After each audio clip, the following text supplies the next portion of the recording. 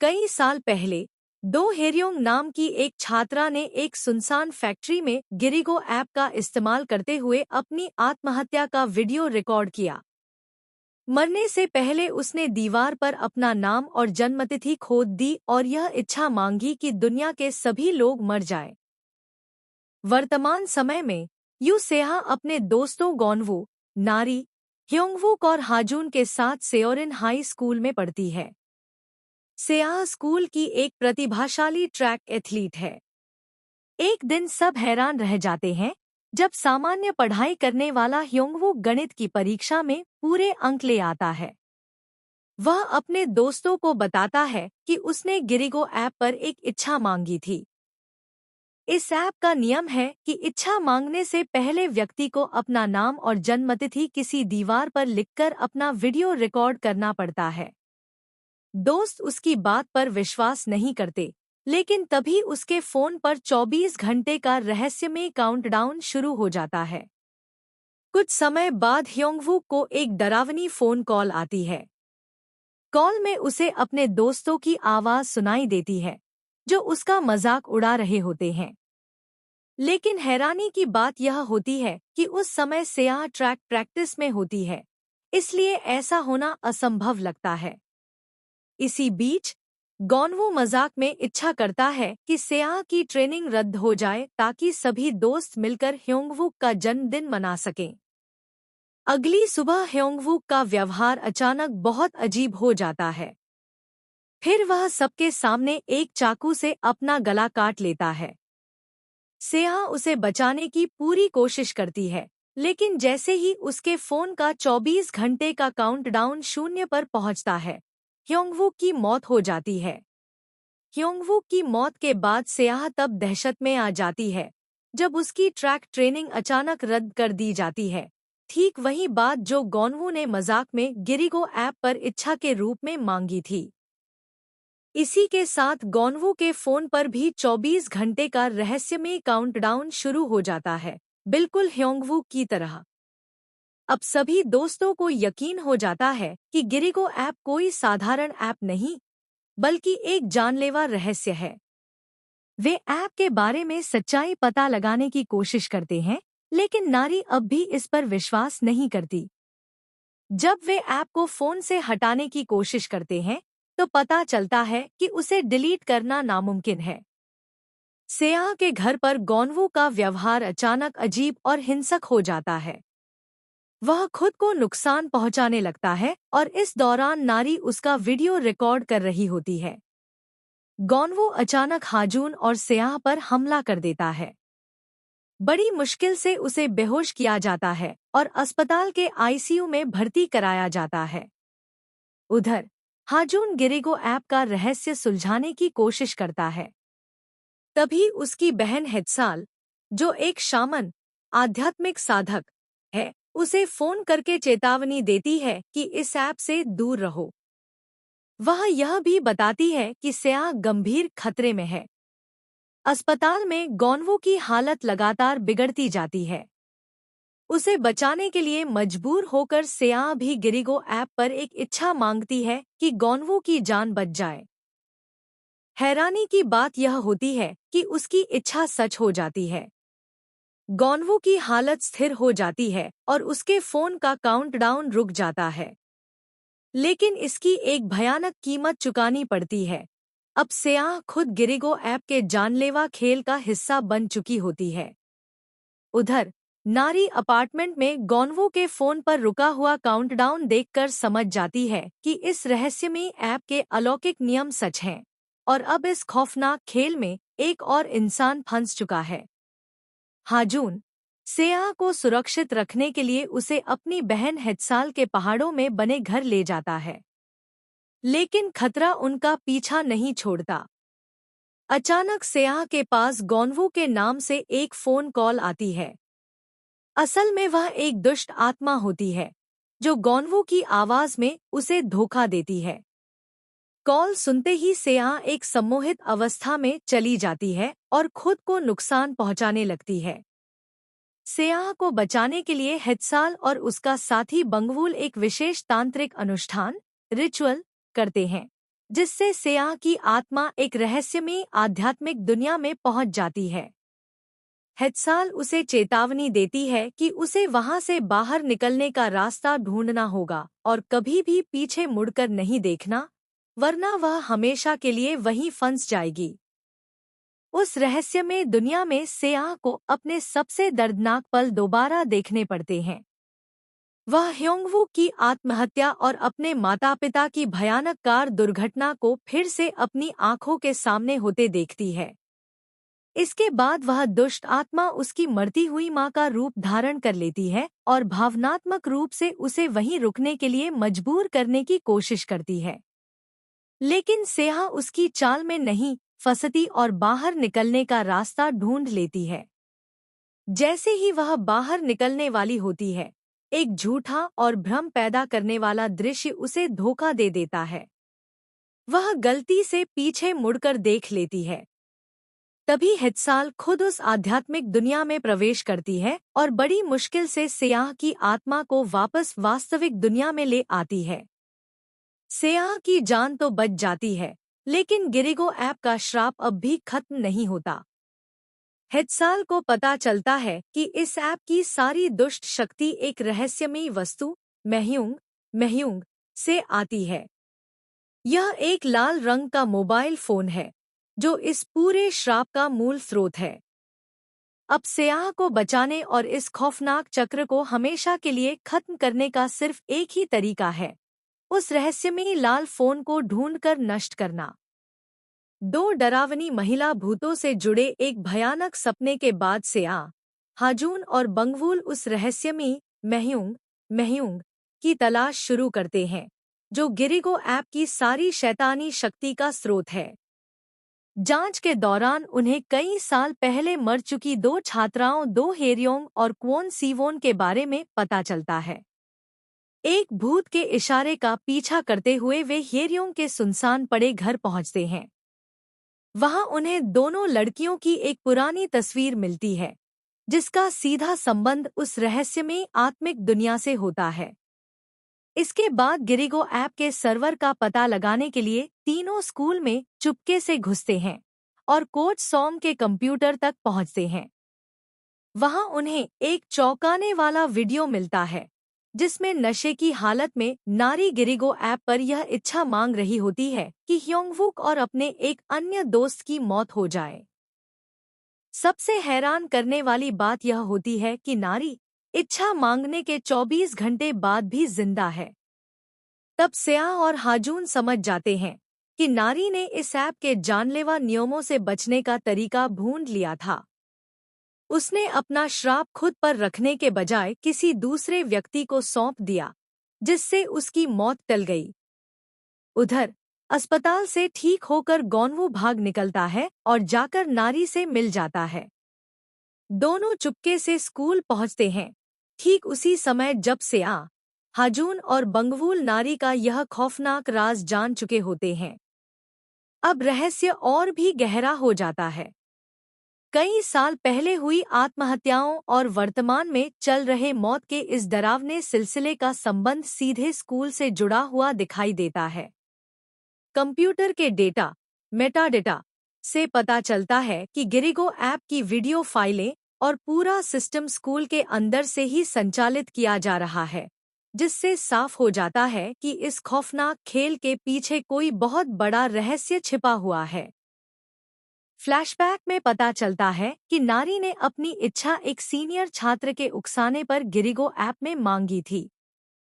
जब बाद में ह्योंगवुक और वह सीनियर दोनों रहस्यमय तरीके से मर जाते हैं, तब नारी को सच्चाई का एहसास होता है कि गिरिगो ऐप को शुरुआत में दो हेरियों को ऑनलाइन परेशान, साइबर बुलिंग करने के लिए बनाया गया था। यह भी सामने आता है कि पिछले घटनाक्रम में नारी सच्चाई को स्वीकार नहीं कर पा रही थी और खुद को धोखे में रखे हुए थी। बाद में उसे समझ आता है कि इस ऐप का 24 घंटे वाला मौत का काउंटडाउन तभी रुकता है जब कोई दूसरा व्यक्ति नई इच्छा मांगता है, यानी श्राप अगले इंसान को सौंप दिया जाता है। इसी तरह यह श्राप पहले गॉनवू और फिर सेयाह तक पहुंचता है। उधर क्वोन सीवोन, जो हेरियोंग की सबसे करीबी दोस्त थी, उसकी बेचैन आत्मा नारी के मन में छिपे अपराध बोध और सेयाह के प्रति उसके दबे हुए गुस्से का फायदा उठाती है। सीवोन की आत्मा सेयाह बनकर नकली मैसेज भेजती है और नारी को सबसे अलग कर देती है। आखिरकार वह उसकी आत्मा पर कब्जा कर लेती है। इसी दौरान स्कूल के मेडिकल रूम में गॉनवू को सीवोन की चोटों से जुड़ी एक मेडिकल रिपोर्ट मिलती है। रिपोर्ट देखकर उसे समझ आ जाता है कि उसी लड़की की आत्मा ने उस पर पहले हमला किया था। अब सीवोन की आत्मा के कब्जे में आ चुकी नारी गॉनवू का सामना करती है और फिर वहां से भाग जाती है। गॉनवू उसका पीछा करता है, लेकिन रास्ते में सीवोन की बदले की आग में जलती आत्मा उस पर हमला कर देती है। तभी बंगवूल समय पर पहुंचकर गॉनवू की जान बचा लेता है। दूसरी ओर हाजून और सेआ बिना यह जाने कि नारी पर आत्मा का कब्जा हो चुका है, स्कूल के सर्वर से सभी वीडियो सफलतापूर्वक डाउनलोड कर लेते हैं।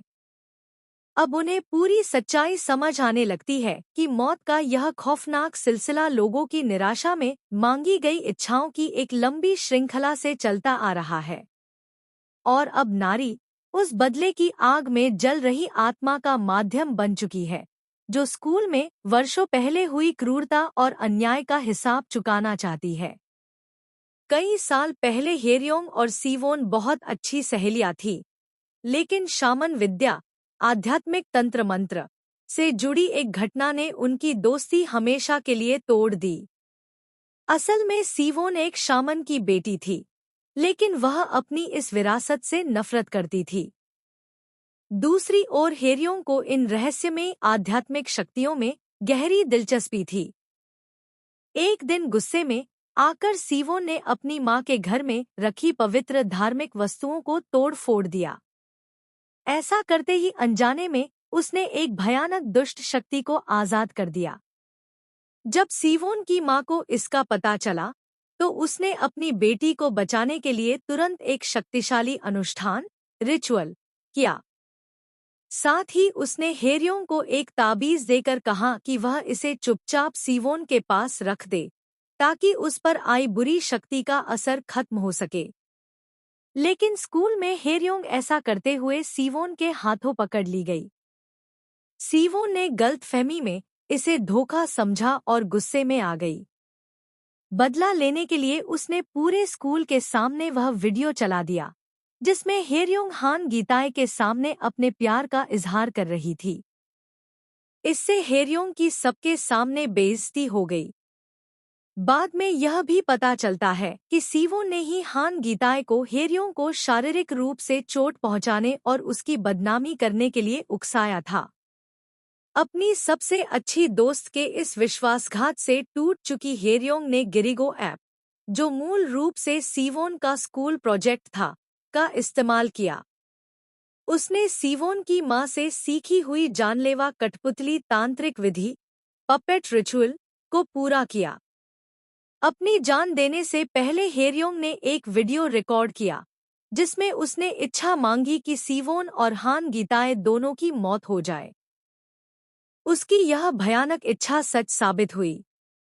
सीवोन और गीताए ने ऐप को मिटाने और अपनी साइबर बुलिंग के सारे सबूत खत्म करने की बहुत कोशिश की, लेकिन वे श्राप से बच नहीं सके। आखिरकार दोनों की ठीक उसी तरह दर्दनाक और भयानक मौत हुई, जैसी हेरियोंग ने इच्छा मांगी थी। यहीं से गिरिगो ऐप हमेशा के लिए एक साधारण ऐप नहीं रहा। यह बदला लेने वाली आत्माओं का माध्यम बन गया, जिसकी शक्ति एक शामन के परिवार के खून और हेरियोंग के भयानक प्रतिशोध से पैदा हुए श्राप से और भी अधिक खतरनाक हो गई। वर्तमान समय में सीवोन की आत्मा के कब्जे में आ चुकी नारी स्कूल के हॉल में हाजून और सेयाह पर हमला कर देती है। इस हमले में हाजून का हाथ बुरी तरह टूट जाता है। उसी समय बंगवूल, जिसकी एक आंख पहले ही सीवोन के हमले में घायल हो चुकी होती है, अपनी जान की परवाह किए बिना दोनों को बचाता है। वह एक तांत्रिक तलवार रिचुअल स्वॉर्ड की मदद से नारी के भीतर मौजूद दुष्ट आत्मा का मुकाबला करता है और उन्हें वहां से निकलने का मौका देता है। इलाज कराने के बाद समूह को पता चलता है कि हेरियोंग ने अपनी अंतिम इच्छा जिस जगह रिकॉर्ड की थी वह एक सुनसान और वीरान फैक्ट्री थी। वे उसी फैक्ट्री की ओर निकल पड़ते हैं। रास्ते में सीवोन की आत्मा उन्हें मारने की कोशिश करती है। वह एक ट्रक से उनकी गाड़ी को कुचलने की कोशिश करती है। बंगवूल सेयाह को बचाते हुए खुद गंभीर रूप से घायल हो जाता है। बंगवूल की हालत बिगड़ने पर हाजून एम्बुलेंस बुलाने के लिए रुक जाता है, जबकि सेयाह और गॉनवू अकेले उस वीरान फैक्ट्री की ओर बढ़ जाते हैं। फैक्ट्री पहुंचकर उन्हें हेरियोंग का टूटा हुआ मोबाइल फोन मिल जाता है, जो पूरे श्राप का अहम सुराग होता है। लेकिन तभी उन पर अचानक नारी हमला कर देती है, जो अब भी सीवोन की आत्मा के कब्जे में होती है। मजबूर होकर गॉनवू रिचुअल स्वॉर्ड से नारी पर वार करता है। कुछ पलों के लिए नारी अपने होश में लौट आती है, लेकिन अगले ही पल सीवोन की आत्मा फिर से उसके शरीर पर कब्जा कर लेती है। इसी दौरान सेयाह पर भी सीवोन की आत्मा का असर होने लगता है और उसे तेज दौरा सीजर पड़ता है।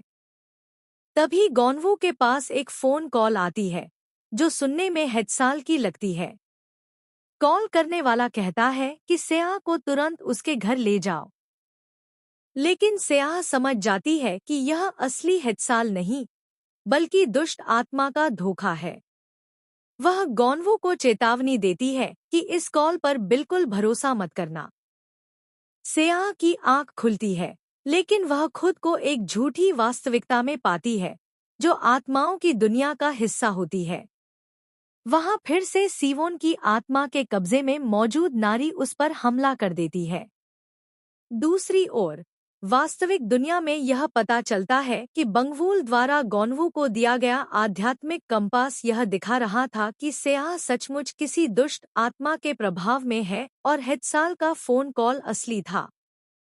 काफी मुश्किलों के बाद गॉनवू हेत्साल तक पहुंच जाता है। हेत्साल श्राप को खत्म करने के लिए हेरियोंग के मोबाइल फोन में एक पवित्र तीर मारती है। लेकिन तभी उन्हें पता चलता है कि असली मेह्युंग हेरियोंग का नहीं, बल्कि सीवोन का मोबाइल फोन है।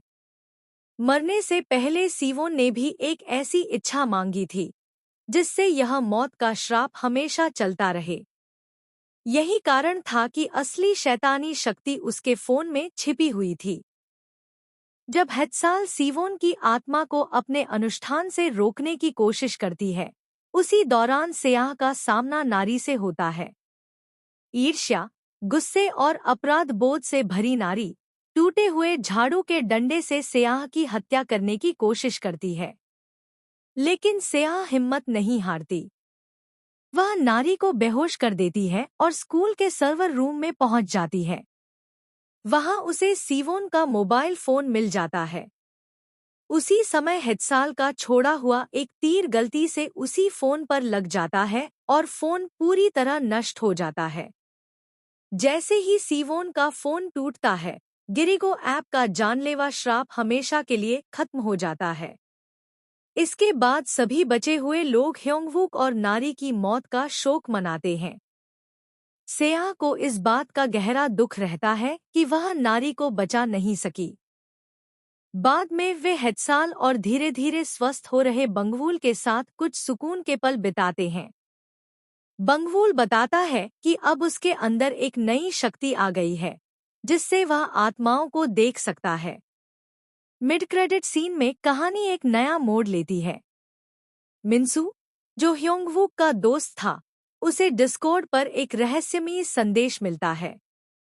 वह नारी का मोबाइल फोन उठा लेता है और जैसे ही गिरिगो ऐप खोलता है, स्क्रीन डरावनी रोशनी से चमक उठती है।